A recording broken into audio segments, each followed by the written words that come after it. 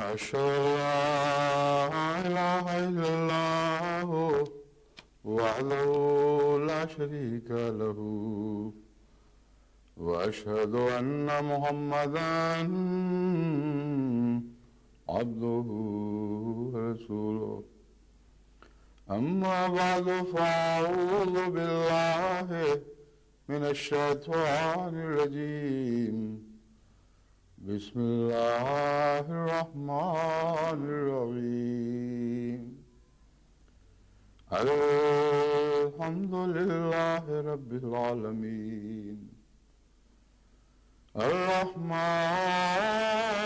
الرحيم مالك يوم الدين إياك نعبد وإياك نستعين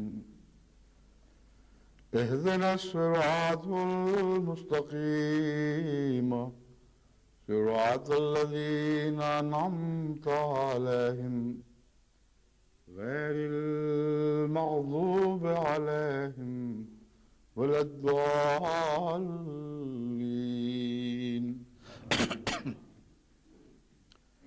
والذين كفروا أعمالهم كسراب بقية يحسبه الظمآن ماء حتى إذا جاءه لم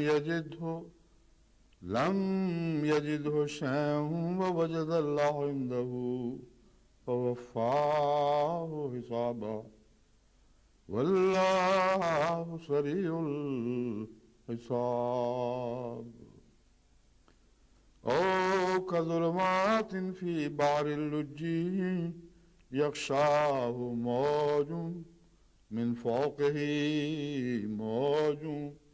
فوقه سحاب ظلمات بعضها فوق بعض إذا أخرج يده لم يكد يراها ومن لم يجعل الله له نورا فما له من نور. یہ جو دو آیات ہیں ان سے متعلق میں نے گزشتہ خطبے میں یہ بیان کیا تھا کہ ان دونوں کا تعلق دراصل اندھیروں ہی سے ہے، اگرچہ پہلی آیت میں بظاہر روشنی کا منظر کھینچا گیا ہے، مگر ایسی روشنی جو روشنی کے فائدے سے محروم رکھے بلکہ الٹا اندھیروں والا نقصان پہنچا دے، وہ اندھیروں سے بھی بدتر ہے، کیونکہ اندھیرے میں تو انسان جانتا ہے کہ میں اندھیرے میں ہوں، ٹٹول کر چلتا ہے، احتیاط سے قدم اٹھاتا ہے، کوشش ضرور کرتا ہے کہ اندھیرے کے نقصان سے بچ سکوں، مگر جسے روشنی ہی روشنی دکھائی دے رہی ہو اس کا دھوکہ سب سے بڑا دھوکہ ہے۔ بس قرآن کریم نے پہلی مثال اس روشنی کی دی ہے جو دراصل اندھیروں سے بھی زیادہ خطرناک ہے، اور اب دیکھنا یہ ہے کہ اس روشنی کی مثال میں کس قسم کے اندھیرے ہیں۔ ان دونوں آیات کے مطالعے سے یہ معلوم ہوتا ہے کہ پہلی آیت میں نفس کے اندھیروں کی طرف زیادہ اشارہ ملتا ہے جو اپنے نفس سے پیدا ہوتے ہیں، اور دوسری آیت میں بیرونی اثرات کے اندھیرے ہیں جو بیرونی عوامل کے نتیجے میں انسان کو نور یا بصیرت سے محروم کر دیتے ہیں۔ مثلا بادل ہے، وہ نفس سے نہیں اٹھتا، باہر کی چیز ہے، اس کے نیچے بھی ایک اندھیرا ہوتا ہے۔ موج ایک بیرونی چیز ہے جو بادل کے نیچے ہو تو اور بھی اس کا اندھیرا گہرا ہو جائے گا، اس سے نیچے ایک اور موج ہو وہ اور بھی زیادہ گہری اندھیری ہو جائے گی۔ تو اگلی مثال میں تین اندھیرے جو بیان فرمائے وہ تینوں بیرونی محرکات سے یا وجوہات سے تعلق رکھتے ہیں۔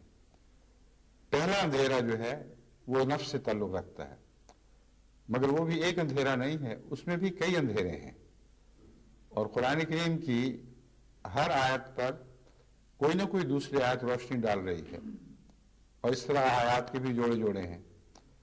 بس اگر یہ معلوم کرنا ہو کہ پہلی آیت کی مثال قرآن کریم میں کہاں کس آیت میں ملتی ہے تو اس مضمون پر مزید روشنی پڑ جائے گی اور معین ہو جائے گا کہ کون کون سے خطرات نفس سے وابستہ ہیں جو اٹھ کر اندر سے پیدا ہوتے ہیں اور انسان کو اندھیروں میں غرق کر دیتے ہیں، اور انسان سمجھتا یہی ہے کہ میں اچھی چیزوں کی پیروی کر رہا ہوں، دیکھ رہا ہوں، اور جو دیکھ رہا ہوں وہ میرے فائدے میں ہے، اور اس کے باوجود وہ چیز ضرور اس کے نقصان میں ہوتی ہے۔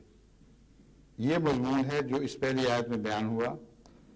ان لوگوں کی مثال جنہوں نے کفر کیا ایک ایسے سیلاب کی سی ہے جو ایک بہت بڑے وسیع چٹیل میدان میں واقع ہو، اسے پیاسا پانی سمجھتا ہے، لیکن جب وہ وہاں پہنچتا ہے جہاں سمجھتا تھا کہ پانی ہے، اس کی پیاس بجھانے کے لیے کوئی چیز وہاں نہیں ملتی۔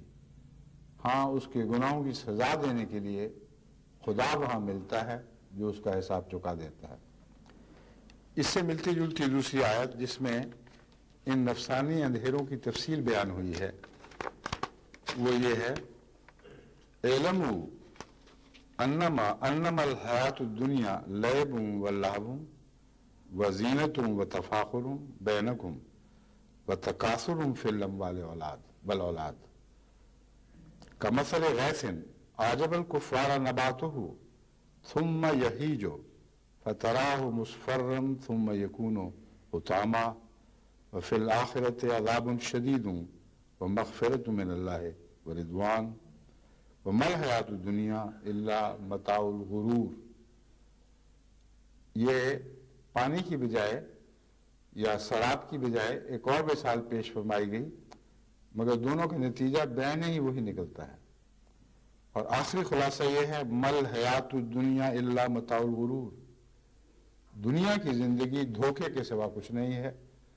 جس طرح شراب ایک دھوکہ ہے، اس میں پیاس بجھانے کی کوئی طاقت نہیں اور زندگی بخشنے کی کوئی طاقت نہیں، اسی طرح دنیا کی زندگی کی اور بھی ایسی چیزیں ہیں جو محض ایک دھوکہ ہیں۔ تم سمجھتے ہو کہ ان میں تمہارے لیے بقا کے سامان ہیں، لذتیں ہیں، مگر جب تم ان کو پاتے ہو تو اس سے پہلے خدا تعالیٰ بسا اوقات ان کو ایسا ضائع کر دیتا ہے کہ جو کچھ تمہاری محنتیں ہیں سب اکارت جاتی ہیں، جن چیزوں کی تمہیں تلاش تھی وہ وہاں نہیں ملتی۔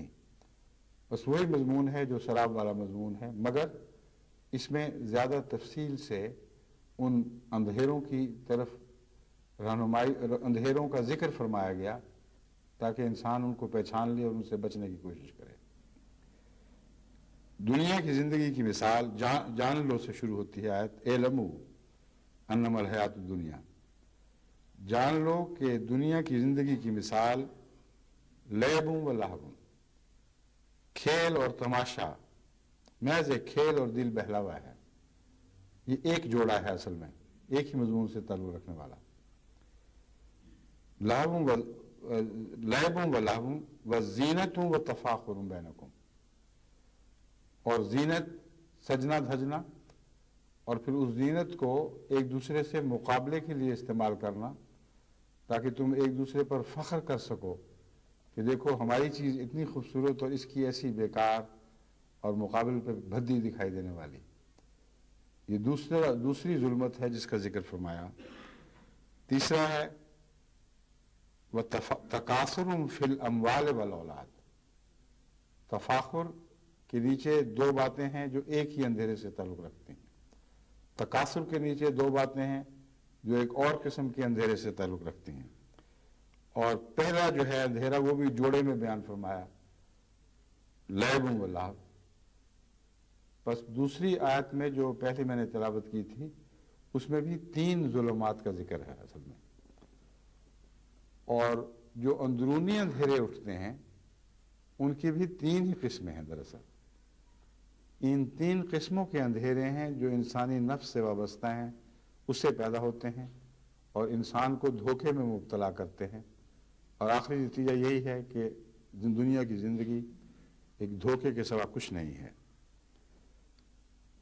اس کی مثال فرمائی کمثل غیث اعجب الکفار نباتہ، اس کی مثال ایسی بارش کی سی ہے جو کھیتی اگاتی ہے تو وہ کھیتی کفار کو بہت ہی اچھی معلوم ہوتی ہے. ثم یہی جو پھر وہ خشک ہو جاتی ہے. لہلہاتی نبات ثم یہی جو لہلہاتی ہے مگر پھر فتراہ مصفرا پھر وہ زرد ہو جاتی ہے. ثم یکون حطاما پھر وہ خشک ہو کر چورا چورا ہو جاتی ہے. ہجان کہتے ہیں لہلہانے کو حرکت کو. تو تہیجو کا مطلب ہے وہ خوب نشو و نما دکھا کر ہوا کے ساتھ لہلہانے لگتی ہے، لیکن بالآخر زرد پڑ جاتی ہے اور یکون حطاما اور وہ خشک ہو جاتی ہے. وفی الآخرت عذاب شدید اور آخرت میں بہت بڑا عذاب ہے جو اس سے زیادہ تکلیف دہ ہے. دنیا کی ناکامی اور نامرادی جن کاموں میں محنت کی تھی وہ دراصل نیک انجام کو نہ پہنچیں اور انسان کو جو توقعات وابستہ تھیں وہ توقعات پوری نہ ہوں. یہ اس کھیتی کی سی مثال ہے جو شروع میں بہت اچھی لگتی ہے مگر بالآخر انجام اس کا ناقص اور خراب ہے. فرمایا فی الآخرت عذاب شدید، آخرت میں شدید عذاب بھی ہے مگر وہ مغفرت من اللہ و رضوان، مغفرت بھی ہے اور رضوان بھی. مغفرت اور رضوان کے لیے کوئی الگ بنیاد قائم نہیں فرمائی، کوئی ایسا مضمون نہیں فرمایا کہ یہ تو عذاب والا مضمون تھا اب مغفرت اور رضوان والا مضمون یہ ہے. وجہ یہ ہے کہ وہی دنیا کی زندگی مغفرت اور رضوان کا موجب بھی بن سکتی ہے اور وہی دنیا کی زندگی سزا اور عذاب کا موجب بھی بن سکتی ہے. فرق صرف یہ ہے کہ وہ جو خدا سے دور ہیں ان کو دنیا کی زندگی فائدہ نہیں پہنچاتی اور بسا اوقات بد انجام مرتے ہیں اور اپنی محنتوں کے لطف نہیں اٹھا سکتے. اگر اسی دنیا کی زندگی کو ان 3 بلاؤں سے محفوظ رکھو جو اندھیروں کی بلائیں ہیں جن کا پہلے ذکر فرما دیا گیا، تو پھر وہی دنیا کی زندگی مغفرت کا موجب بھی بن سکتی ہے اور اللہ کی رضوان کا موجب بھی بن سکتی ہے. کیونکہ نتیجتاً وہی باتیں بنیادی ایک نتیجہ بھی نکال سکتی تھیں دوسری بھی نکال سکتی تھیں، اس لیے الگ مضمون باندھنے کی بجائے اسی پہلے مضمون کے آخر پر 2 نتیجے رکھ دیے، ایک آخرت میں عذاب شدید کا نتیجہ، دوسرا مغفرت اور رضوان کا نتیجہ. اب آپ اس پر غور کریں تو آپ کو سمجھ آئے گی کہ یہ وہ تمام چیزیں ہیں جو انسانی نفس سے تعلق رکھتی ہیں، باہر سے نہیں آئی. جو ہم یہ کہتے ہیں نعوذ بک من شرور انفسنا ومن سیئات اعمالنا، اس دعا میں یہی اندھیرے ہیں، یہی برائیاں ہیں جن سے بچنے کے لیے ہم خدا سے التجا کرتے ہیں. اے خدا ہم تیری پناہ میں آتے ہیں من شرور انفسنا، ان شرور سے جو ہمارے اندر سے پھوٹ رہے ہیں اور ان برائیوں سے جو ہمارے اعمال سے پیدا ہوتی ہیں. تو دیکھیں بیرونی کوئی چیز نہیں ہے، تمام اندھیرے اس آیت سے تعلق رکھنے والے اور اس سے پہلی آیت سے تعلق رکھنے والے نفس کے اندھیرے ہیں، اور نفس کے اندھیرے روشنی کی صورت میں دکھائی دیتے ہیں. سب سے بڑی مصیبت یہ ہے جو نفس سے چیز اٹھتی ہے وہ خوبصورت بن کے دکھائی دیتی ہے اور انسان پہچان نہیں سکتا کہ یہ ظلمت ہے یا روشنی ہے. دنیا کی زندگی میں جو خلاصہ قرآن کریم میں جو خلاصہ نکالا گیا ہے دنیا کی زندگی کا، یہی ہے جس کے دائرے میں دنیا کی زندگی محدود ہے، اس کے سوا اور کچھ نہیں. تمام دنیا میں جو قوموں کی ایک دوسرے سے برتری کی دوڑ ہو رہی ہے، اقتصادی جنگیں ہیں یا سیاسی جنگیں ہیں یا اور معاشرتی مقابلے ہو رہے ہیں، ان کا یہ آیت مکمل احاطہ کیے ہوئے، کچھ بھی اس سے باہر نہیں. بس اس زندگی میں جس کا ہم خصوصیت سے آج کل اس زمانے میں مشاہدہ کر رہے ہیں، اس سے بہتر خلاصہ نکالا جا ہی نہیں سکتا، ہو ہی نہیں سکتا. کوئی پہلو باقی نہیں چھوڑا. پہلا پہلو ہے لعب و لہو، کھیل کود اور دل بہلاوا. جوں جوں یہ زمانہ ہلاکت کی طرف بڑھ رہا ہے، لیب اور لہو کو زیادہ اہمیت ہوتی چلی آ رہی ہے اور زندگی کی اہم چیزوں کو نسبتاً کم اہمیت دی جا رہی ہے، یہاں تک کہ اکثر دنیا کی امیر قوموں کا پیسہ زیادہ لاہ و لہو پر خرچ ہو رہا ہے، اور ایک معمولی حصہ ہے جو ان کے روزمرہ کی زندگی کی ضرورتیں پورے کرنے پر خرچ ہوتا ہے۔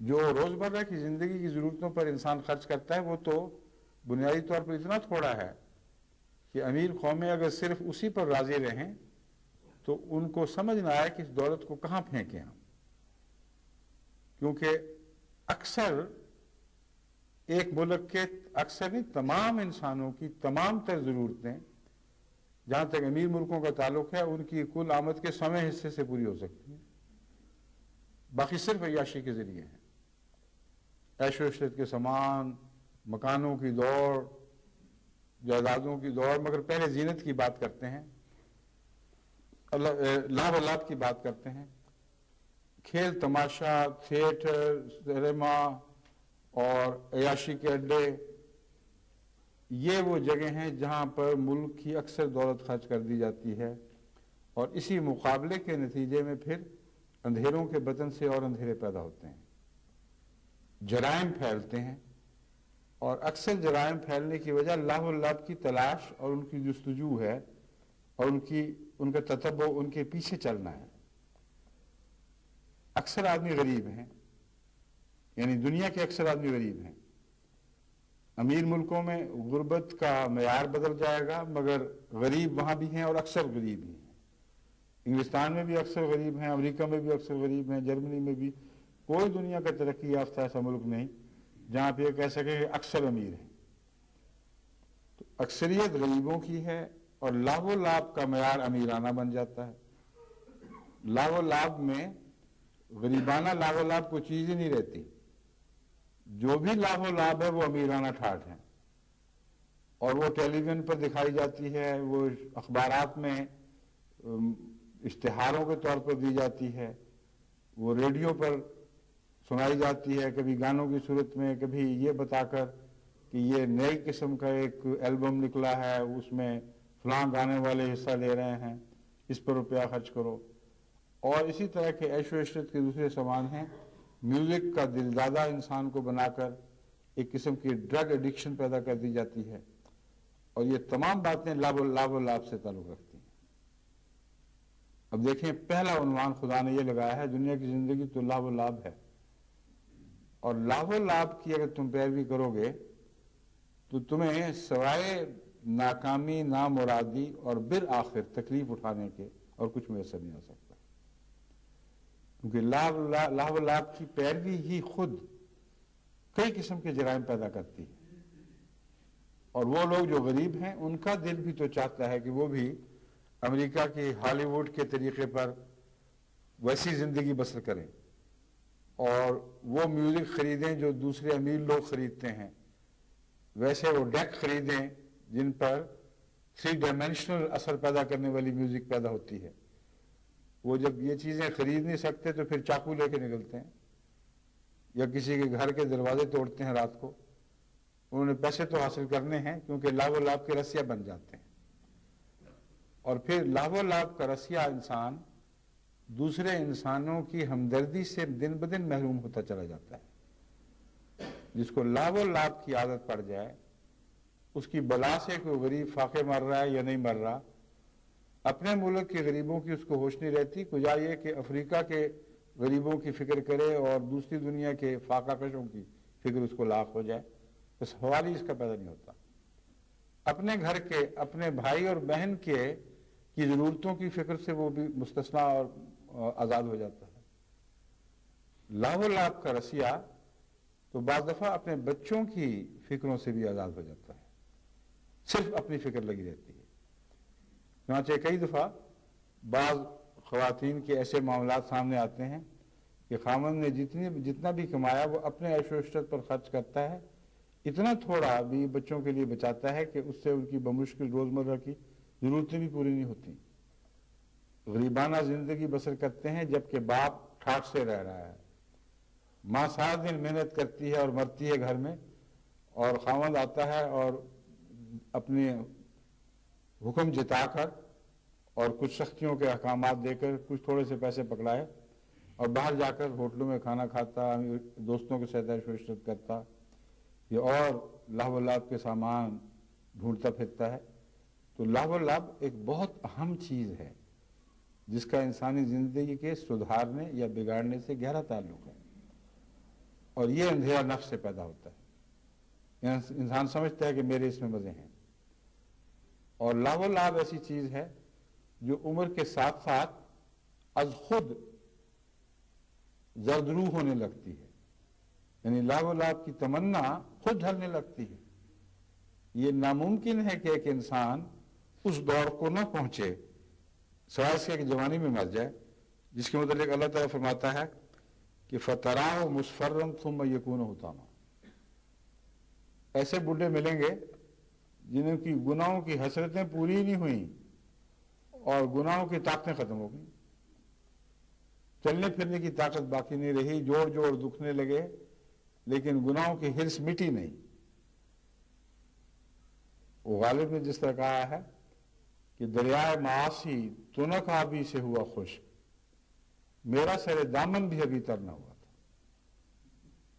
عجیب حال ہے، میرا گناہوں کا دریا تو اپنے جوش و خروش میں اور لہریں مار مار کے تیزی سے بہہ گیا کہ اب وہ خالی برتن رہ گیا ہے دریا کا، اس میں کچھ بھی نہیں رہا، سب پانی بہہ گیا، اور میرا سر دامن بھی ابھی تر نہ ہوا تھا۔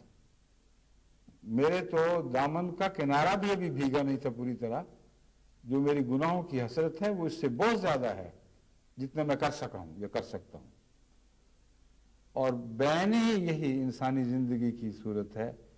حقیقت میں ہر انسان پر سوائے اس کے کہ اللہ اسے بچا لے، یہی مضمون صادق آتا ہے۔ ہر انسان کتنا بھی گناہگار ہو، اس کے گناہوں کی حسرت اس کے گناہوں کی حد سے ہمیشہ آگے بھاگ رہی ہوتی ہے، 100 قدم آگے چلتی ہے، اور تلاش جو ہے وہ پھر بھی جاری ہے، پیاس پھر بھی باقی ہے۔ بس عملاً دیکھا جائے تو ہر قدم ہی وہ قدم ہے جہاں خدا تعالیٰ اس کا حساب چکانے کے لیے کھڑا ہے۔ مگر جو اندھا ہو، جو نفس کا اندھا ہو، وہ بظاہر روشنی میں قدم اٹھا رہا ہے، مگر وہ ہر چیز کی حقیقت جاننے سے آ رہی ہے، اس میں یہ صلاحیت ہی باقی نہیں رہتی کہ وہ دیکھے وہ کیا کر رہا ہے، اور یہ صلاحیتیں انفرادی طور پر بھی ظاہر ہو جاتی ہیں، قومی طور پر بھی ظاہر ہو جاتی ہیں۔ اب بسا اوقات مسائل سامنے آتے ہیں، قومیں کہتی ہیں ہمارے ان مسائل کا کیا حل ہے، چوریوں کا کیا حل ہے، ڈاکوں کا کیا حل ہے، اور وہ جو اسکولوں میں ظلم ہو رہے ہیں، بچے اٹھتے ہیں بغاوت کرتے ہیں اور اپنے پرنسپل کو قتل کر دیتے ہیں، اور کوئی پرسان حال نہیں، دن بدن یہ باغیانہ رویہ بڑھتا چلا جا رہا ہے۔ وہ یہ سوچتے نہیں کہ جو بنیادی وجوہات ہیں وہ فطرت کے اندر ہیں، انسانی فطرت کے اندر ان کی تلاش کرو اور ان کا وہاں علاج کرو جہاں سے وہ سر اٹھا رہے ہیں، اور قرآن کریم نے اس تجزیے میں ہر چیز کو کھول دیا کہ تمہارے اندر جو لہو و لعب کی جاہلانہ پاگلوں والی تمنا ہے، یہ تمہیں لے ڈوبے گی اور بالآخر تمہیں کچھ بھی حاصل نہیں ہوگا۔ دوڑو جتنا مرضی دوڑنا ہے۔ ایک مثال میں فرمایا پیاسے کی طرح تم شراب کی پیروی کر رہے ہو، اور آگے پہنچو گے تو حسرت کے سوا تمہیں کچھ ہاتھ نہیں آئے گا۔ یہ جو پاگل پن ہے یہ بھی اسی سے پیدا ہوتے ہیں۔ لہو و لعب کی تمنا زیادہ ہو، اسے پانے کی توفیق کم ہو، ہر وقت بے چینی میں ایک انسان جلتا رہے، وہ نفسیاتی امراض کا شکار ہو جاتا ہے۔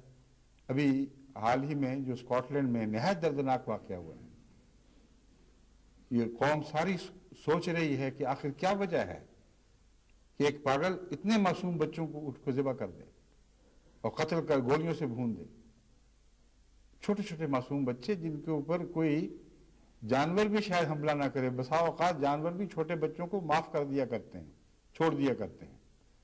چنانچہ جو شکار کے مضمون پر مستند کتابیں ہیں وہ بتاتی ہیں کہ شیر اگر بکری کا لیلا وہاں کھڑا رہ جائے اور باقی سارے چل دوڑنے والے جانور بھاگ چکے ہوں یا ہرن کا بچہ رہ جائے تو اس کھڑے بچے کو شیر کبھی کچھ نہیں کہے گا، بھوکا بھی ہو تو کچھ نہیں کہے گا۔ انسانی فطرت میں خدا تعالیٰ نے یہ بات رکھ دی ہے کہ جو معصوم بے سہارا ہو، جس کو اپنے دفاع کی طاقت نہ ہو، اس پر جانور بھی رحم کرتے ہیں، لیکن اس بدبخت نے کوئی رحم نہیں کیا۔ یہ سوچ رہے ہیں کہ آخر کیا وجہ ہوئی ہے، کیوں ایسا ہوا، آؤ ہم ان وجوہات کی تلاش کریں، قانون بدلیں، فلاں بات کریں فلاں بات کریں، مگر جو مرضی قانون بدلیں، جب تک قرآن کے بتائے ہوئے اصول کے مطابق فطرت میں اتر کر جائزہ نہیں لیں گے، اس وقت ان کو کچھ سمجھ نہیں آئے گی۔ جس معاشرے میں عیش و عشرت کی طرف توجہ دلانے کے لیے کھلی تمام ذرائع اختیار کیے جا رہے ہیں، اور عیش و عشرت سے منہ پھیرنے کے لیے کوئی ذریعہ اختیار نہ کیا جائے، جہاں کھلی دعوت ہو بے حیائی کی، جہاں لاب و لاب اس طرح پلیں اور پنپیں جیسے ماں کے دودھ پر بچہ پلتا ہے، اس قوم میں محرومیاں تو لازماً ہوں گی۔ یہ ناممکن ہے کہ تمنائیں اونچی ہو جائیں اور حصول کی طاقتیں کم ہوں اور محرومیاں پیدا نہ ہوں۔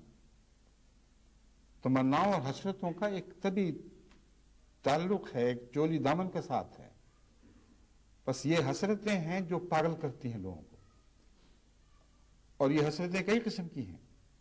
کئی ایسی حسرتیں ہیں جن کا اپنے بچپن کی حسرتوں سے تعلق ہے، اور ایک بچپن میں ایک انتقامی جذبہ پیدا ہوا ہے جو دب گیا ہے۔ اس وقت جب وہ پاگل پن دوبارہ کودا ہے تو بچوں پر ظلم کی صورت میں وہ جذبہ اٹھا اور اس نے وہ بہیمانہ ظلم کیا جو جانور بھی نہیں کرتا۔ تو کہاں کہاں روکیں گے قانون سے؟ قانون کے ذریعے جرائم کو نہیں روکا جا سکتا۔ قانون کے ذریعے اگر بڑھتے ہوئے اونچے ہوتے ہوئے جرائم کے سیلاب کو روکنے کی کوشش کریں گے تو بسا اوقات وہ دوسرے راستے نکال لے گا، مگر سیلاب روکا نہیں جا سکتا، بند ٹوٹ جایا کرتے ہیں۔ چنانچہ ایسا وقت بھی آیا یہاں کہ جب ڈرگ کو روکنے کی ہر کوشش ناکام ہو گئی تو انہوں نے یہ آواز اٹھانی شروع کی، ڈرگ کو جائز ہی قرار دے دو، جھگڑے ختم ہو۔ چنانچہ ایک بندھن ٹوٹتا ہے تو دوسرا بندھن آگے کھڑا کر دیا جاتا ہے، وہ بھی ٹوٹ جاتا ہے تو پھر تیسرا۔ مگر جو سیلاب ہیں جو اندر سے قوت سے اٹھتے ہیں، ان کو دنیا کی کوئی طاقت روک نہیں سکتی، کیونکہ وہ قوانین قدرت کے تابع اٹھتے ہیں، اور قوانین قدرت میں ان کی وجوہات کی تلاش کرو، اور قوانین قدرت کو سمجھنے کے بعد وہاں روک پیدا کرو جہاں ان کے اٹھنے کی جگہ ہے، تب ممکن ہوگا۔ بس یہ وہ جگہ ہے جہاں اس واقعہ کا ذکر قرآن کریم میں ملتا ہے، لعب و لعب یا لعب و لعب۔ جو ساری سوسائٹی لعب اور لعب کی مریض بن جائے، اس میں تو یہ چیزیں از خود ہوں گی، کوئی روک سکتا ہی نہیں ہے، اور جتنا آگے بڑھے گی لعب اور لعب اتنا ہی کئی قسم کے بھیانک جرم از خود ان کے پیٹ سے پھوٹیں گے۔ بعض جگہ محض لعب ہے جو پاگل پن پیدا کر دیتی ہے، بعض جگہ لعب ہے جو پاگل پن پیدا کرتی ہے، بعض جگہ دونوں مل کر پھر ایک دوسرے کے ساتھ کھل کھیلتی ہیں اور عجیب و غریب نتیجے نکالتی ہیں۔ اب کرکٹ کا میچ ہوا ہے اور اس کا ایک بخار چڑھا ہوا ہے قوموں کو، اور حیرت کی بات ہے لائب ہے، صرف لعب نہیں ہے، وہ اکیلی لعب کھیل، اور وہ لوگ جو ان کا کوئی دور سے تعلق ہی نہیں ہے، وہ دوسرے ملکوں میں بیٹھے خودکشیاں کر رہے ہیں کہ ٹیم ہار گئی، جنہوں نے کبھی کرکٹ کے بلے کو ہاتھ بھی نہیں لگایا، ان کا حال یہ وہ کرٹیسائز کر رہے ہیں کہ کیپٹن نے یہ غلطی کی، فلاں نے یہ غلطی کی، آئے صحیح ہم اس کے سر پھوڑیں گے۔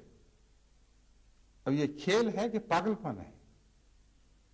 یہ وہی پاگل پن ہے جس کے اندھیرے کی طرف ذکر فرمایا ہے کہ لعب اور لہو کو اگر تم نے کھلی چھٹی دے دی تو جان لو کہ متاع و غرور کے سوائے کچھ بھی نہیں ہے۔ تم نے ایک دھوکے کی بات کھڑی کر لی ہے، تمہارے نفس نے دھوکے کے مزے پیدا کر لیے، ان میں کچھ بھی حقیقت نہیں ہے۔ اب پاکستان جیسا ملک جہاں اسلامی معاشرہ اور اسلامی اقدار کی باتیں ہو رہی ہیں، ایک صاحب اٹھے جب پاکستان ہارا ہے تو پہلے ٹیلی ویژن کو اپنی گولیوں سے بھون دیا، پھر خودکشی کر لی، خود گولیاں مار دی. پیچھے اس کے بیوی بچے یا جو بھی عزیز تھے ان کو کس قدر دردناک تکلیف میں مبتلا کر گیا اور قوم کا منہ کالا کر گیا. لیکن لات بھی جب سر پہ سوار ہو جائے تو جنون بن جاتی ہے، اور جنون ہی اندھیرا ہے، بالکل پاگل کر دیتی ہے، مخبوط الحواس کر دیتی ہے. کھیلوں کی لڑائیوں میں بڑے قتل ہوئے ہیں ہندوستان میں بھی اب، اس بنا پر کہ ہندوستان کو سری لنکا نے ہرا دیا. سری لنکا کی ایمبیسی پہ حملہ ہو گیا. اگر حملہ کرنا ہے تو اپنے فورن آفس یا ہوم آفس پہ حملہ کرو، تم ہارے ہو. ہرایا اس کا کیا قصور ہے سری لنکا کا جس نے تمہیں ہرایا ہے؟ قصور تمہارا ہی، تم ہارے ہو. لیکن وہ بھی انہوں نے بدلے، ایک دوسرے کو بھی کاٹا ہے، کئی قتل ہوئے ہیں اس غصے میں آ کے. اور پاکستان میں ایک نانی نے اپنے نواسے کی ٹانگ توڑ دی غصے میں. یہ اندھیرے ہیں اور دکھائی روشنی دے رہی. دن دہاڑے کرکٹ کے میچ دیکھے جا رہے ہیں، آگیں لگ رہی ہیں، قتل عام ہو رہے ہیں، گندی گالیاں دی جا رہی ہیں. اب ہمارے ملک میں بھی پاگل پن، انڈیا میں بھی پاگل، دونوں جگہ پاگل پن، لیکن لات کا پاگل پن ہے. پاکستان میں یہ پاگل پن کہ اپنے کھلاڑیوں کو گالیاں دے رہے ہیں کہ آؤ سی ہم تمہاری ٹانگیں توڑیں گے، تمہیں قتل کر دیں گے، تم کیوں ہارے ہو؟ اور جھوٹے الزام سراسر کہ تم پیسے لے کے ہار گئے. یہ الزام آپ دیکھیں ایک اندھیرے کی پیداوار ہے اور ایک اندھیرا ہے. جس قوم میں رشوت ستانی عام ہو، جس قوم میں بک جانا عام بات ہو، جس قوم کے ممبرز آف پارلیمنٹ کے متعلق اس گروہ کے آدمی بھی دوسرے گروہ کے آدمی بھی جو خود بھی ممبر پارلیمنٹ ہیں اخباروں میں کھلا کھلا بیان دیں کہ یہ سارے بکاؤ ہیں، ہارس ٹریڈنگ ہو رہی ہے. ہماری ڈیموکریسی اور ہارس ٹریڈنگ ایک ہی چیز کے دو نام ہیں. یعنی گھوڑوں کی منڈی ہے، جو زیادہ پیسے دے آ کے وہ گھوڑا خرید کے لے جائے. یہ حال ہو جہاں وہاں اپنے کھلاڑیوں بیچاروں پہ انہوں نے کون سا احسان کرنا تھا؟ ساری انہوں نے محنتیں کی، تکلیفیں اٹھائیں، ورزشیں کی، ڈسپلن کیے، بال پکڑ پکڑ کے ہاتھ انگلیاں توڑی، اور آخر پر یہ ان کو بدلہ ملا ہے کہ تم ضرور پیسے کھا گئے جو ہار گئے ہو. اس پر بعض کھلاڑیوں نے استعفے دے دیے. انہوں نے کہا ہماری توبہ جو اب کبھی ہم اپنی قوم کے لیے کھیل گئے. اور لات کو آپ کو سمجھتے ہی نہیں. قرآن کریم کہہ رہا ہے بہت بڑی چیز ہے. جو قوم لات کی غلام بن جائے گی وہ بھی پاگل ہو جائے گی، یہ بھی اندھیرے پیدا کرے گی. اور جو قوم لاف کی غلام ہو جائے گی وہ تو اور بھی زیادہ پاگل ہو جاتی ہے. اور یہ دونوں اگر اکٹھی ہو جائیں چیزیں تو ساری قوم کا دماغ بالکل مختل ہو جاتا ہے. وہ اندھیروں میں مبتلا ہوتی ہے جو اس کے نفس سے اٹھ رہے ہیں. اب یہ دیکھیں یہ مضمون کس طرح سب دنیا کے اوپر کس صفائی کے ساتھ پورا آ رہا ہے، مگر دیکھا اس لیے نہیں جاتا کہ نفس کا اندھیرا ہے، وہ نظر ہی نہیں آتا. اپنا نفس انسان کو دکھائی نہیں دیتا. یہ بڑی مصیبت ہے. اور اس کے اندھیرا کہلانے میں ایک یہ بھی حکمت ہے. اپنا قصور نہیں نظر آ رہا، اپنی آنکھ کا تنکا بھی دکھائی نہیں دیتا، جبکہ دوسرے کی آنکھ کا تنکا شتیر بن کے دکھائی دے رہا ہے. اور اپنی آنکھ کا شتیر غلط کہہ گیا، اس لیے دماغ میں شتیر نہیں آتا کہ آنکھ میں شتیر آ ہی نہیں سکتا، مگر محاورے میں ہے بہرحال. تو تنکا ہی دماغ میں آیا، مگر بہرحال محاورہ یہ ہے کہ اپنی آنکھ کا شتیر بھی دکھائی نہیں دیتا، دوسرے کی آنکھ کے تنکا بھی دکھائی دے دیتا ہے. مگر حقیقت یہ ہے کہ یہ بھی اندھیرے ہیں جو نفس کے اندر سے پیدا ہوتے ہیں، اور تہ بتہ اندھیرے ہیں جن کی تقسیم اگر کی جائے تو یہ ایک قسم یہ ہے، لات اور لات. احمدی جماعت کو اگر روشنی حاصل کرنی ہے تو جہاں قرآن کریم نے اندھیرے بیان فرمائے وہاں ایسے بھی اندھیرے بیان فرمائے جو تمہیں روشنی دکھائی دیتے ہیں، بظاہر ان میں کوئی بھی اندھیرا کا پہلو نظر نہیں آتا. بچے بھی کھیلتے ہیں، بڑے بھی کھیلتے ہیں، اور امر واقعہ یہ ہے کہ اس میں آنکھ کوئی اندھیرا نہیں دیکھتی. لیکن قرآن توجہ دلا رہا ہے کہ جہاں بھی تم نے توازن کھو دیا وہاں یہی طبی حالتیں اندھیروں میں تبدیل ہو جایا کرتی ہیں. اس لیے ان اندھیروں سے بچو جو تمہیں اندھیرے دکھائی نہیں دیں گے.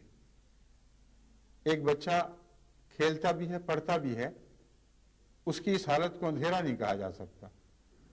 اس کا کھیلنا اس کی پڑھائی کو طاقت بخشتا ہے اور اس کی صحت کو بحال رکھتا ہے، اور بسا اوقات وہ دونوں میدانوں میں کامیابیاں حاصل کرتا ہے اور زیادہ تسکین پاتا ہے.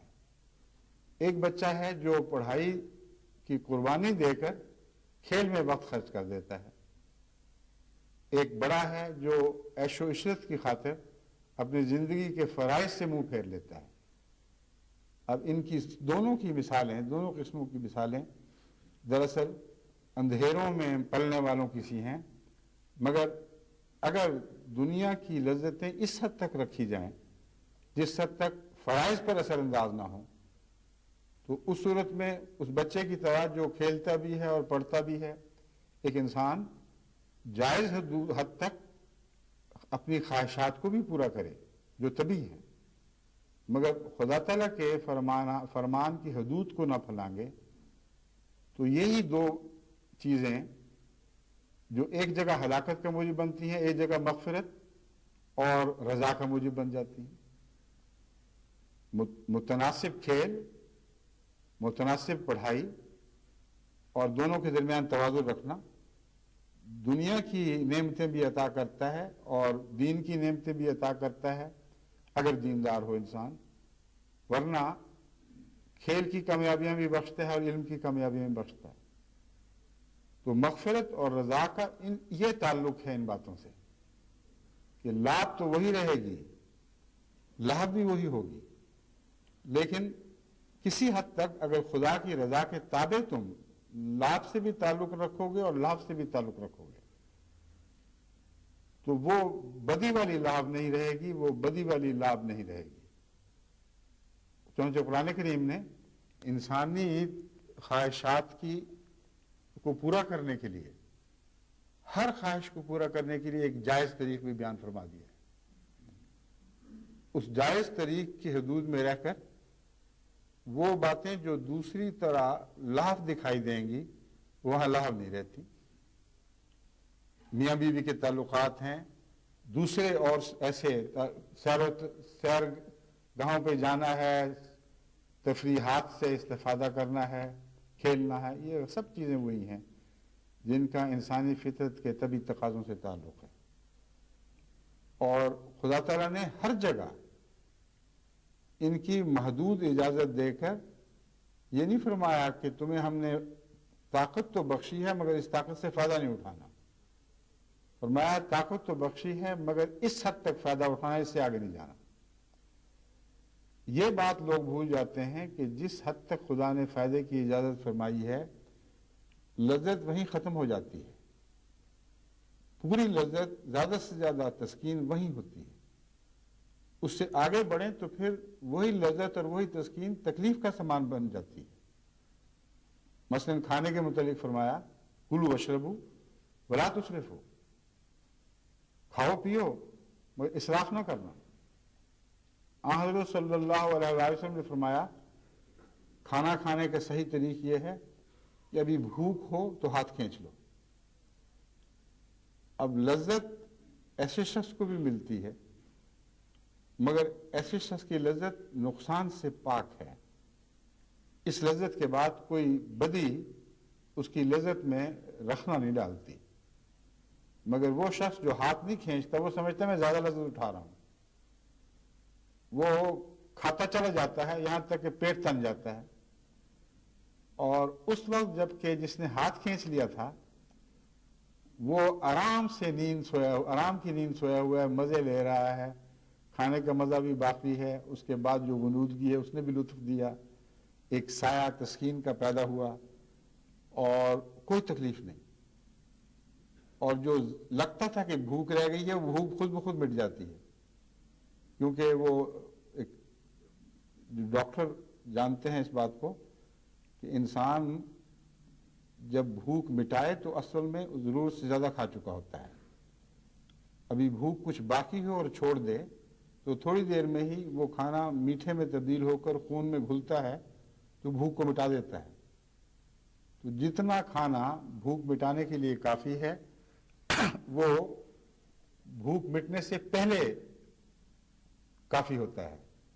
جب مٹتی ہے بھوک اس وقت ضرورت سے زیادہ کھایا جاتا ہے. تو اب دیکھیں جو قرآن کریم نے فرمایا اور حدیث نے جس پر روشنی ڈالی وہی مضمون ہے جس میں تسکین بھی ہے اور لذت بھی ہے. تو اللہ تعالیٰ آپ کو لذتوں سے محروم نہیں کرتا. یہ فرماتا ہے کہ اگر ہمارے کہنے میں آؤ، ہماری ہدایت کے مطابق لذتوں کی پیروی کرو تو ان میں کوئی بھی نقصان کا پہلو نہیں ہوگا، کوئی حسرتیں اس کے بعد تمہارا دامن نہیں پکڑیں گے. اگر تم خود بخود بھاگی پھرو گے تو لذت ایک حد کے بعد حاصل ہونا ویسے ہی بند ہو جاتی ہے. جو لوگ بھوک کے ساتھ کھانا کھانے کا مزہ جانتے ہیں ان کو پتہ ہے جو بھوک مٹنے کے قریب پہنچ رہے ہوتے ہیں وہی کھانا جو پہلے بہت ہی زیادہ مزیدار لگ رہا تھا آہستہ آہستہ کم مزیدار ہوتا چلا جاتا ہے. اور آخری لقمے جو وہ زبردستی زہر مار کرتے ہیں لوگ، ان میں مزہ کوئی خاص نہیں ہوتا، صرف ایک لالچ ہی ہے. بھوک میں ہی مزہ ہے، طلب میں مزہ ہے. طلب نہ رہے تو مزہ بھی مٹ جاتا ہے. اللہ تعالیٰ نے طلب بھی پیدا فرمائی ہے اور مزے لوٹنے کا سائنٹیفک طریق بھی بیان فرمایا ہے. فرمایا اس کی حد کے اندر رہنا، ورنہ نہ مزہ رہے گا، نہ سکونت، نہ تسکین رہے گی، اور مصیبت میں مبتلا ہو جاؤ گے. اس کے بعد جو اس کے عوارض ہیں وہ جھیلتے جھیلتے ہی عمر کٹ جائے گی.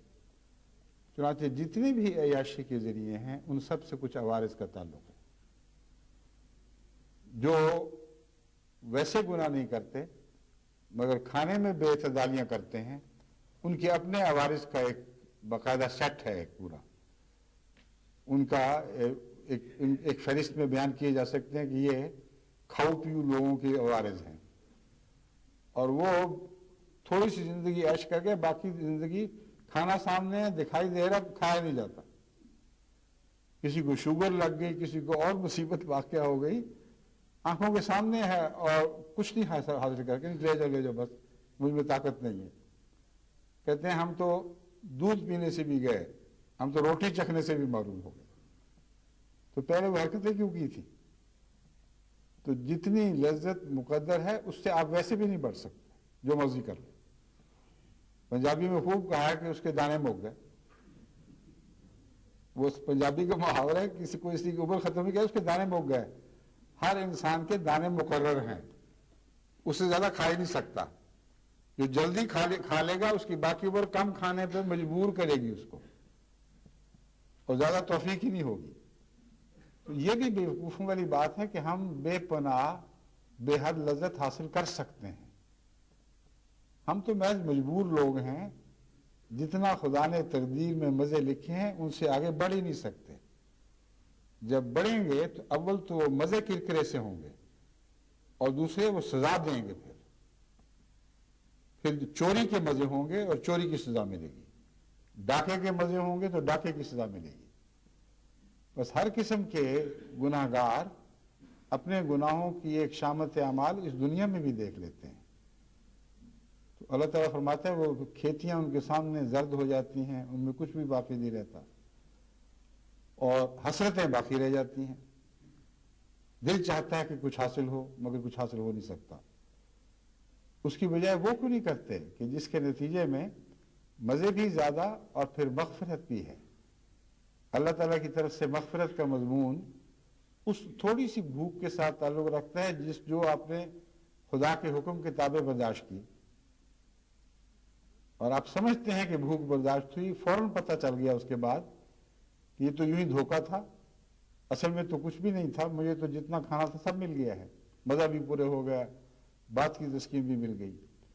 لیکن وہ تھوڑا سا ٹکڑا ایک آزمائش کا ہلکا سا دور، چونکہ رسول اللہ صلی اللہ علیہ وسلم کی غلامی میں اختیار کیا گیا، طور پر اختیار کیا گیا، تو اس کے نتیجے میں پھر لامتناہی مغفرت کا مضمون ہے جو آئندہ دنیا میں پیش آئے گا. پھر ورضوان من اللہ. تو بدیوں کو چھوڑنا اور نیکیوں کی حدود میں محدود رہنا بظاہر ایک قربانی ہے اور بظاہر حد بندی ہے، لیکن اگر اس میں رہنے کی عادت ڈالو پھر آنکھیں کھلتی ہیں اور سمجھ آتی ہے کہ کتنی مصیبتوں سے نجات ملی ہے۔ اور نفس کے اندھیرے سے بڑا اور کوئی اندھیرا نہیں، کیونکہ انسان سمجھ رہا ہوتا ہے کہ مجھے اس میں فائدہ ہے اور فائدہ وائدہ کچھ نہیں۔ دوسرا پہلو بیان یہ فرما رہا ہے وَزِینَةٌ وَتَفَاخُرٌ بَيْنَكُمْ۔ زینت اور تفاخر کا جو مزہ ہے اس کے مقابل پر ایک محض ایک تصور ہے اور ٹھوس چیز نہیں ہے۔ کھیل میں ایک ٹھوس چیز ہے جس کا بدن سے تعلق ہے، انسان کچھ لذت پاتا بھی ہے پھر کچھ نہیں بھی پاتا۔ لاو کا بھی یہی حال ہے، کچھ لذت تو پاتا ہے پھر بعد میں کچھ محروم بھی رہ جاتے ہیں، بعد میں وہی لذت سزا بھی بن جاتی ہے۔ مگر زینت جو ہے وہ صرف دکھاوا ہے، یعنی وہ زینت مراد نہیں جس کو قرآن کریم زینت قرار دے رہا ہے۔ یہاں منفی معنوں میں زینت کا ذکر پہلے آئے گا، جس کو اندھیرا ہم کہتے ہیں وہ زینت ہے کہ صرف دکھاوے کا ہی شوق ہے، اور یہ زینت بھی بڑے اندھیرے اپنے اندر رکھتی ہے، کیونکہ اس زینت کے ساتھ تفاخر بھی وابستہ ہے۔ بعض زینتیں ہیں جو انسان کی اپنی ذات سے وابستہ ہیں، ایک انسان کو اچھا پہننے کا شوق ہے، خوبصورت بننے کا شوق ہے، وہ اچھے کپڑوں پہ خرچ کر دے گا اور کچھ کریمیں لگائے گا، چاہے رنگ سفید ہو یا نہ ہو، مگر کوشش تو ضرور کرے گا کہ کچھ رنگ میں سیاہی میں کمی واقع ہو جائے۔ یہ جو کوششیں ہیں زینت کی یہ نسبتاً معصوم ہیں، اپنی ذات میں بیچارہ کرتا رہتا ہے، کسی کو اچھا لگے نہ لگے کم سے کم اپنے آپ کو تو اچھا لگتا ہے نا۔ مگر جو تفاخر ہے وہ اسی کی پیٹ سے پیدا ہوتا ہے، اور اصل ہلاکت جو ہے وہ تفاخر میں ہے۔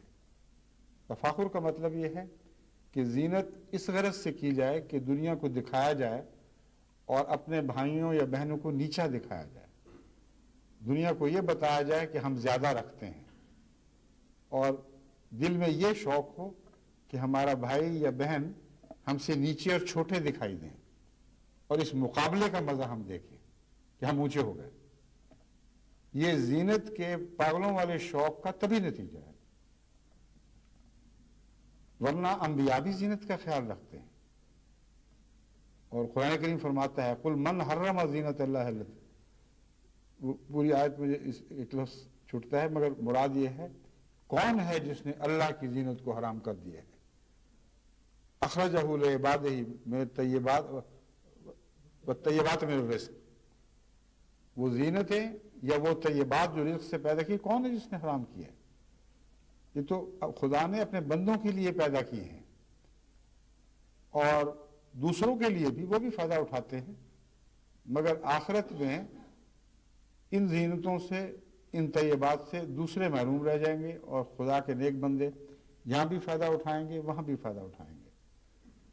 تو زینت کی بھی دو قسمیں ہیں، جیسے لعب اور لہو کے متعلق میں نے بیان کیا ہے، ان کی بھی دو قسمیں ہیں۔ زینت میں ایک زینت ہے جو انسان اس لیے اختیار کرتا ہے کہ اللہ تعالیٰ نزہت صفائی کو پسند فرماتا ہے، نظافت کو پسند فرماتا ہے، اللہ تعالیٰ چاہتا ہے کہ اس کے بندے صاف ستھرے اچھے ہو کر نکلیں۔ چنانچہ حضرت صلی اللہ علیہ وسلم بھی اپنی زینت کا خیال رکھتے تھے۔ اس زینت میں کوئی اندھیرا نہیں ہے، کیونکہ یہ نفس سے نہیں پیدا ہوئی، یہ تعلق باللہ سے پیدا ہوئی ہے، یہ خدا کی رضا کے تابع رہنے کے نتیجے میں اس طرف دیکھنے کے نتیجے میں پیدا ہوئی ہے، اور زینت کا دیکھنے سے ضرور تعلق ہے، ورنہ اپنی ذات میں زینت کوئی چیز نہیں۔ اندھیرے میں بیٹھا ہوا کسی کی بلا سے وہ اچھا دکھائی دے رہا ہے یا برا دکھائی دے رہا ہے، دکھائی ہی نہیں دے رہا، اس کو اس سے کیا غرض؟ عورتیں جو گھر میں بیٹھی ہوتی ہیں پتہ نہیں ہوتا کہ کوئی آئے گا، وہ اپنے حال میں اسی طرح رہتی ہیں گندی، سب نہیں بعض، کوئی اچانک مہمان آئے پھر دیکھیں کس طرح دوڑتی ہیں، وہ چادر ڈھونڈنے کے لیے غسل خانے میں جائیں گی، وہ منہ پہ چھینٹے ماریں گی، صاف ستھری ہو کر نکلنے کی کوشش کریں گی۔ تو زینت کا دیکھنے سے تعلق ہے۔ خدا کے پاک بندے انبیاء بھی زینت کرتے ہیں، مگر اللہ دیکھ رہا ہے اس لیے زینت کرتے ہیں۔ اور اسی لیے اصل زینت تقویٰ بن گئی. فرمایا خذوا زینتکم عند کل مسجد، ہر مسجد میں اپنی زینت لے کے جایا کرو. اور زینت کی تعریف اس آیت میں دراصل تقویٰ کی تعریف ہے. تو زینت کا تعلق ظاہری زینت سے بھی ہے، وہ بھی خدا کی خاطر ہو سکتی ہے. باطنی زینت سے بھی ہے، وہ بھی خدا کی خاطر ہو سکتی ہے. اور یہاں زینت حرام نہیں بلکہ مغفرت اور رضا کا نتیجہ پیدا کرنے والی زینت ہے. لیکن وہ زینت جس کا دنیا کی آنکھ سے تعلق ہے، وہ بھی دیکھنے کے نتیجے میں پیدا ہوگی. اگر وہ پیدا ہوگی تو ضرور تفاخر میں تبدیل ہوگی.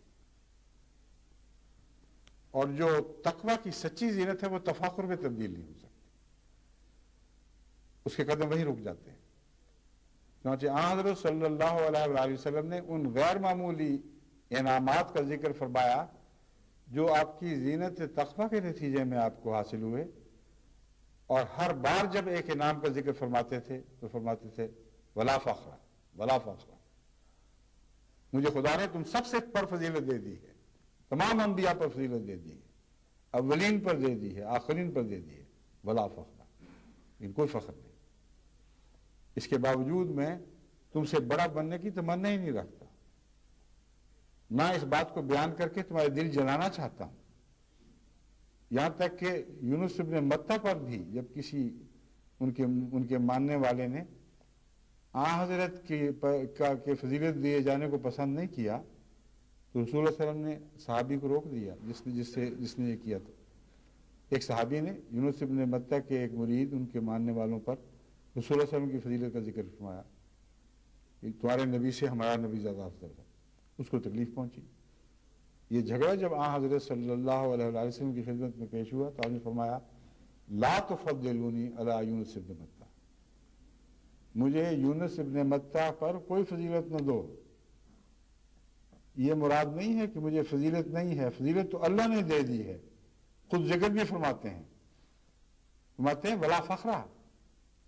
بس اس حدیث کا حل لا فخرہ کے اندر ہے کہ مجھے فخر کی عادت نہیں ہے، فخر سے دوسروں کو تکلیف پہنچتی ہے. اور مومن کی زینت کا دوسرے کو تکلیف پہنچانے سے کوئی دور کا بھی تعلق نہیں. بس تم مجھے فضیلت نہ دو وہاں جہاں یہ فخر کے طور پر دوسروں کو تکلیف دے رہی ہو. اور اگر گہری نظر سے مطالعہ کریں تو جب قومیں آپس میں اپنے اپنے انبیاء کے مقابلے کرتی ہیں تو بنیادی طور پر فخر کی خواہش ہی ہے جو ان مقابلوں پر ان کو آمادہ کرتی ہے. محض اپنے رسول کی محبت نہیں ہوتی. بسا اوقات دوسرے کو نیچا دکھانا ہے، یہ مضمون ہے جس کے نتیجے میں اپنوں کی اپنوں کا ذکر مبالغہ آمیزی کے ساتھ اور دوسروں کی خوبیوں کو گھٹا کے دکھایا جاتا ہے. پس زینت کا بھی تفاخر سے تعلق ہے، اور وہ زینت جو دنیا کی زینت ہے اس کے پیٹ سے ضرور تفاخر کا بچہ پیدا ہوگا. اگر وہ ہوگا تو بڑی بڑی جہالتیں اس سے پیدا ہوں گی. اب لحظہ لاب میں بھی ایک تفاخر ہے. روزمرہ کی دین و زندگی کے ایسے کاموں میں جن کا ہر انسان سے تعلق، ان میں بھی تفاخر بے وجہ آ کر زندگی کو کرکرا کر دیتا ہے. آپ دیکھیں ہمارے ذمہ داروں میں شادی کے موقع پر جو دکھاوے کا شوق ہے، کتنی مصیبتیں ہیں اس کے نتیجے میں، کتنے گھر برباد ہوتے ہیں، اور اتنے اس کے بد اثرات ہیں ہر طرف کہ بعض دفعہ وہ اس بیٹی کا پیچھے ہی نہیں چھوڑتے جس کو بیاہا جاتا ہے. اگر اس کے ماں باپ نے جہیز اتنا نہیں دیا جو خاوند کے گھر والوں کی توقع تھی تو وہ صرف یہ نہیں کہتے کہ ہمیں جہیز کیوں کم دیا ہے، وہ کہتے ہیں ہماری ناک کٹوا دی. ہم ایسی ہی گھر میں بیاہ کے لائے جو فقیر نہیں، کچھ بھی اس کے پاس نہیں تھا، جہیز کا کیا ساتھ آیا تھا جو ہماری عزت سوسائٹی میں ہوتی. اور جو اس ڈر کے مارے پھر بیٹیوں کو دیتے ہیں وہ اپنی عزتوں کے ناک کاٹ کر دیتے ہیں، منتیں کرتے ہیں، قرضے مانگتے ہیں، ایسے قرضے لے لیتے ہیں جو واپس کر ہی نہیں سکتے، اور ساری عمر ان قرضوں کے بوجھ کے نیچے خود بھی دبتے ہیں اور اپنی عزتیں بھی برباد کراتے ہیں. قرض خواہ تو پھر کوئی عزت نہیں کرتا کسی کی، عدالتوں میں گھسیٹے جاتے ہیں، گھروں کی کرکیاں بھی ہو جاتی ہیں بعض لوگوں کی، مگر تفاخر کے نتیجے میں جو اخراجات ہیں وہ بھی تمام تر وہ ہیں جو بنیادی ضرورتوں سے بالکل بے تعلق ہیں۔ مگر اس کا نمبر دوسرا ہے، پہلا جو تعلق ہے لاب اور لہو، ان کا ایک حصہ بنیادی ضرورتوں میں داخل ہے، مگر تفاخر جو ہے اس کا کوئی جواز نہیں۔ تفاخر کی خاطر قرض اٹھانے، تفاخر کی خاطر اپنی حیثیت سے بڑھ کر چھلانگ لگانا، یہ ایک ایسی مصیبت ہے جو انسان کا پیچھا نہیں چھوڑتی، اور اس کے نتیجے میں گناہ بھی پیدا ہوتے ہیں اور معاشرہ دکھوں سے بھر جاتا ہے۔ ایسے خاندانوں کے جھگڑے، لڑائیاں، آگے ساس بہو کی آپس کی ایک دوسرے سے بدزبانیاں، یہی نہیں، بہت سے ایسے مسائل ہیں جو سوسائٹی کو تکلیف پہنچاتے ہیں، اور یہ نفس کے اندھیرے ہیں، باہر سے کہیں سے نہیں آئے۔ تیسرا جو ہے ذکر وہ فرمایا ہے وَالتَّكَاثُرُ فِي الْأَمْوَالِ وَالْأَوْلَادِ، لیکن کیونکہ وقت ختم ہو گیا، میں انشاءاللہ تعالی آئندہ خطبے میں یہاں سے پھر مضمون کو لوں گا۔ ابھی بہت سا ایسا مضمون ہے جس کا اندھیروں سے تعلق ہے، اب ان کی نشاندہی کر کے آپ کو دکھانا ہے کہ یہ اندھیرے ہیں، جب تک رہیں گے نور داخل نہیں ہوگا، اور ہر اندھیرے سے تعلق رکھنے والا ایک متقابل نور ہے۔ وہ اندھیرا نکالیں گے بدبخت دل سے تو پھر نور وہاں جب قدم رکھے گا، اور پھر جب قدم رکھے گا حقیقت میں اور وہ اندھیرا نہیں رہا ہوگا تو پھر وہ نور نہیں مٹ سکتا۔ میں نے آپ سے یہ بھی بات کی تھی کہ جب نور طاقتور ہے تو اس کے آنے کے بعد اندھیرے واپس کیوں آتے ہیں؟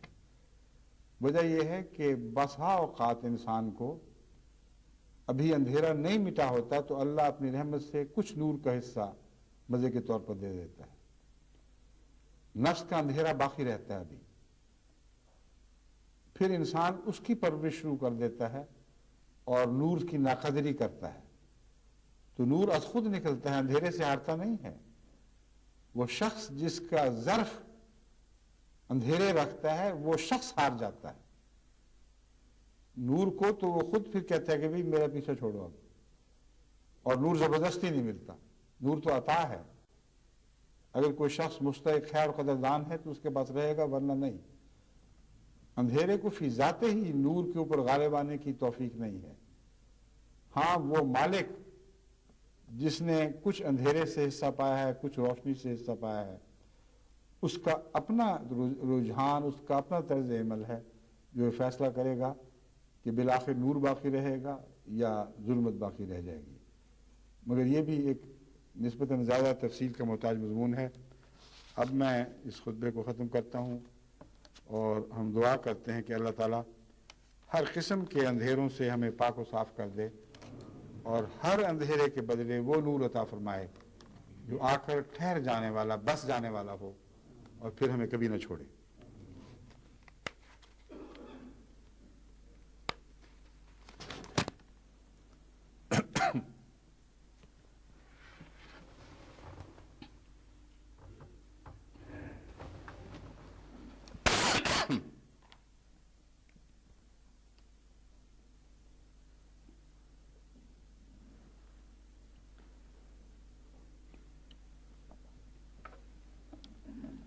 الحمد لله نحمده ونستعينه ونستغفره ونؤمن به ونتوكل عليه ونعوذ بالله من شرور أنفسنا ومن سيئات أعمالنا